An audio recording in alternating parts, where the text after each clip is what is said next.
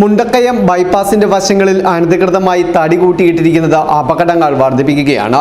Load കണക്കിന് തടിയാണ് യാതൊരു നിയന്ത്രണവുമില്ലാതെ ചാച്ചിക്കവല മുതൽ മുണ്ടക്കയം കോസ്വേ ജംഗ്ഷൻ വരെയുള്ള ബൈപ്പാസിന്റെ പല ഭാഗങ്ങളിലും കൂട്ടിയിട്ടിരിക്കുന്നത്.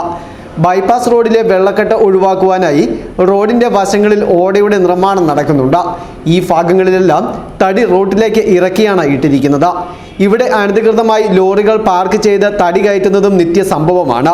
ഇതോടെ മേഖലയിൽ അപകടങ്ങളും പെരുകുകയാണ്. രാത്രികാലങ്ങളിൽ വഴി പരിചയമില്ലാത്ത വാഹനയാത്രക്കാർ റോഡിന്റെ വശങ്ങളിൽ കൂട്ടിയിട്ടിരിക്കുന്ന തടിയിൽ ഇടിക്കാതിരിക്കാൻ വാഹനം വെട്ടിച്ചു മാറ്റുമ്പോൾ നിയന്ത്രണ നഷ്ടമായി അപകടത്തിൽപ്പെടുന്നതും പതിവാണ്.